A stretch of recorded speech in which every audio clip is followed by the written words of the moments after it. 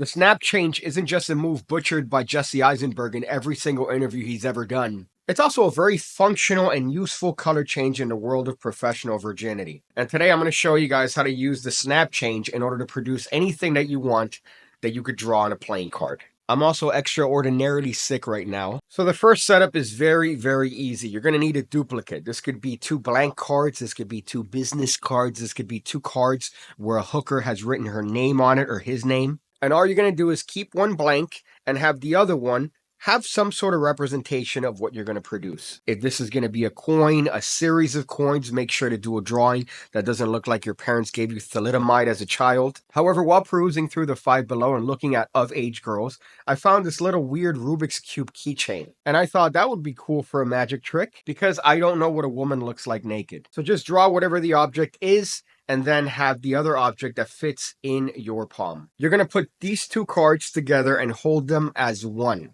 This is going to be known as a double. Before learning magic, I thought a double was going to an alleyway and getting robbed by 2 men of opposing ethnic origin. But you're just going to hold these 2 cards as one, and you're going to put both your fingers, your middle finger and your forefinger, covering this lower right pip.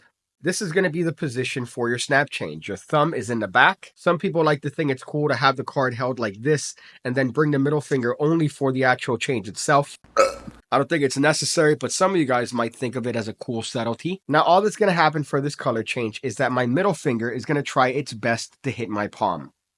You see that when that happens, it's going to bring the card along for the ride. So from the front, all that's happening is that I'm just bringing my middle finger up and down to hit my palm. And in that action, because I'm holding the card, it's just going to come behind and underneath, like my uncle. Now, Dan and Dave Buck once said that the snap change is a perfect move because there's no angle restrictions. From the front, it looks like a color change, and from the back, it looks like a production. The less discussed older Buck twin called them Nancy's for coming out with a rainbow deck. So I guess life is just really all about perspective. Now, this move is taking place essentially at the same time that I have this object, whatever object you're going to produce, in left-hand finger palm. Now, if you want, you could hold the card this way as you display it, which implies that the hand is empty. Really, it's finger palming whatever object you want to produce. And now all you're going to do is that when you do the snap change, I'm just going to take the opportunity to hit this object against the card. Now, when it does that, because of the laws of virginity, it's going to bounce back. Of course, the impression being that somehow this object has been produced from this card. If you want, you could do this snap change, which is a little bit harder to cover because look at that. Look at this. Look at what you have to hide. And that's simply done by just holding the card in this way as opposed to this way. In this way, the object gets produced in this vertical plane, which might strike your fancy. However, you can't do this and you can't do this. So now you can incorporate any color change that you want to produce the card. That one is a little bit angle sensitive and not my favorite. If you have some aggressive virginity, you could do this one. Let me see if I could do this without flashing. Hopefully, if you ignore the card between my fingers, that might have looked cool. Now, doing it this way might be a little bit more challenging in real life because of, well, the angles. But if you want, an alternative handling would be to have the actual thing in your hand underneath the deck. You do your world's favorite double lift, showing the card with whatever it is on it.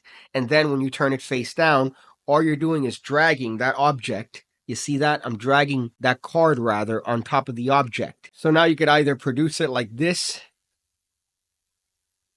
or you could produce it like this, having it drop on the table, and then show the card to be blank. Either way, if you do any of this, it's very difficult for you to know what a woman looks like naked or what grass smells like. But nevertheless, for those of you guys that are interested in desolation and loneliness, this is a wonderful little production that makes use of objects that you already have.